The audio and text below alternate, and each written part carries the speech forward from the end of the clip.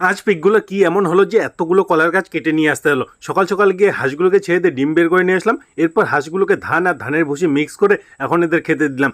এরা খাওয়া দাওয়া করে সবাই চলে গেল পুকুরে, আর আমি চলে গেলাম মুরগির ফার্মে। দেখো, মুরগির বাচ্চার জন্য নতুন ব্রুডিং সেট আপ বানাতে হবে, তো পুরোনো লিটার যেগুলো আছে ওগুলোকে ক্লিন করতে হবে। তো ফটাফট এগুলোকে এক কিনারে চাপিয়ে এখন এগুলোকে বস্তার মধ্যে ভরতে শুরু করলাম। আর এই লিটারগুলো জমিতে সার হিসেবে ব্যবহার করা হয়, তো ওই জন্য এগুলোকে সাইডে চাপিয়ে দিলাম। ফাইনালি রুম পরিষ্কার, আর আমার গরমে একদম অবস্থা শেষ। আর কয়েকদিন পর পর ফার্মে এত মাকড়সা জাল হয়ে যায়, তো ফটাফট আগে মাকড়সা জালগুলো পরিষ্কার করে তারপর যে মুরগিগুলোকে খেতে দিয়ে দিলাম। এরপর চলে গেলাম পিক ফার্মে। পিক ফার্মেও দেখি অনেক মাকড়সার জাল হয়ে গেছে, তো এদেরও রুমটাকে ভালোভাবে ক্লিন করে তারপর এদের স্নান করাতে শুরু করলাম। এতটা গরম পড়ে গেছে, আর স্নান করার সময় দেখো এদের মজাই মজা। এরপর এদের রুমগুলোকে ক্লিন করে এখন কাঁচি নিয়ে চলে গেলাম সোজা বাগানে। বাগানে ঢুকতেই তো ভয় লাগে, কারণ সাপের অত্যাচারও থাকতে পারে। তো বাগানে ঢুকে কিছু কলার গাছ কেটে নিয়ে আসলাম। এখন ফার্মে ঢুকে আগে কিছু কাঁঠালের যে ওয়েস্টেজ আছে ওগুলো কিছু পিককে খেতে দিলাম। ফার্মে যে বাকি পিকগুলো আছে ওগুলোকে সবগুলোকে কলার গাছ কেটে এনে এখন কুচি কুচি করে কেটে খেতে দিয়ে দিলাম। আর যে কলার পাতাগুলো আছে এগুলোকে নিয়ে চলে গেলাম ফার্মে। ফার্মে যেতেই দেখো এরা খাওয়ার জন্য অস্থির হয়ে গেছে, তো এদের গোছাতেও দিচ্ছে না। ফটাফট গুছিয়ে এলাম, আর দেখো ছুটকু গুটি গুটি পায়ে চলে এলো।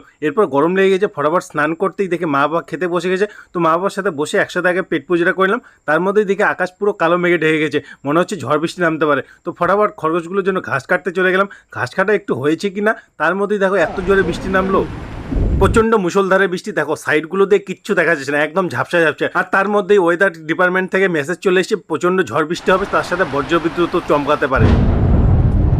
আর ঠিক তাই, এত জোরে বজ্রপাত হতে শুরু করলো, আমিও ভয় পেয়ে গেলাম। তারপরে 2 ঘন্টা পর যখন বৃষ্টি কমলো চলে গেলাম খরগোশের ফার্মে। দেখো ছুটকু দুটো ভয়ে ঘরের মধ্যে ঢুকে আছে, তো এখন এদের ঘাস খেতে দিলাম। তারপরে এরা গুটি গুটি পায়ে বেরিয়ে চলে এলো। দেখো কত সুন্দর করে ঘাস খাচ্ছে। ভিডিও তোমাদের কেমন লাগলো কমেন্ট করে অবশ্যই জানাও। চ্যানেল নতুন হলে প্লিজ সাবস্ক্রাইব করে যাবে।